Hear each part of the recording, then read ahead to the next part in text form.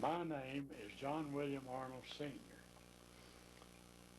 and I'm about to interview Lawrence Philip Elwell, a Korean War veteran. We're doing this at 108 Northwest J. Ellison, my home in Burleson, Texas. And this event is sponsored by the Burleson Heritage Foundation. This has been sponsored by the Burleson Heritage Foundation at Burleson, Texas. Mr. Elwell, when and where were you born? I was born December 17th, 1930 in Tulsa, Oklahoma. Good. And when did you enter the service? Well, I joined the Marine Reserve in November of 1949.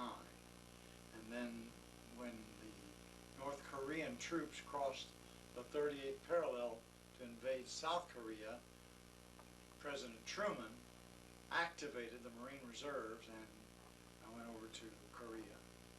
All right. You volunteered. You weren't drafted, right? Oh, right. Well, the story is I was going to an adult education program, a Dale Carnegie course in public speaking and human relations. And I was 17 at the time I got in that class. And a lot of World War II veterans were in that class. One of them was Glenn Martin, a recruiting sergeant for the Marine Corps. And he became a friend of mine through this evening class. And after a year or two, he said, why don't you join the Marine Reserves? And so in November of 1949, I would have been 18 at the time, I went out to the Marine Reserve Center and signed up.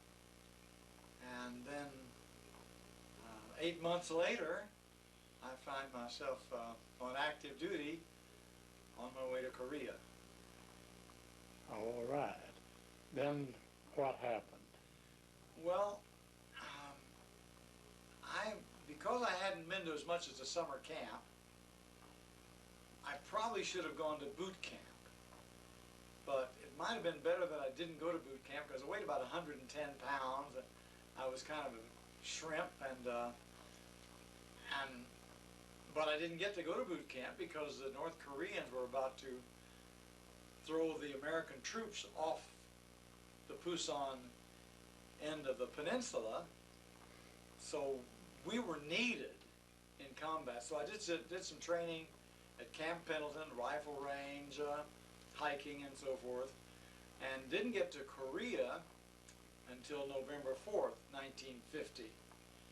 Now this was just about 3 weeks after the Incheon landing on the west coast, which was a brilliant strategic move by General MacArthur. And we then had the North Koreans on the run.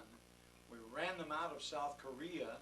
General MacArthur decided to unite the peninsula to push the North Korean communists back into Manchuria and have a free, one nation, Korean nation. So I landed, I hit the beach in one of those amphibious assault vessels and hit the beach November the 4th, 1950 at Wonsan on the eastern coast of Korea, and nobody was there. I hit the beach with my rifle at port arms and found out that everybody had retreated. I was beginning to feel cheated. I thought, all this training, and I hadn't heard even anything except on a rifle range, so I was a Johnny-come-lately and beginning to feel like it was rather anticlimactic.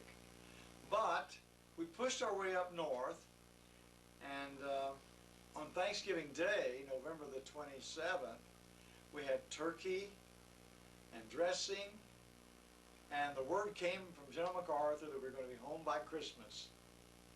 And I thought, I haven't even, except for occasional sniper, I hadn't seen any action, and I felt like I was going to go home and like I'd missed the boat.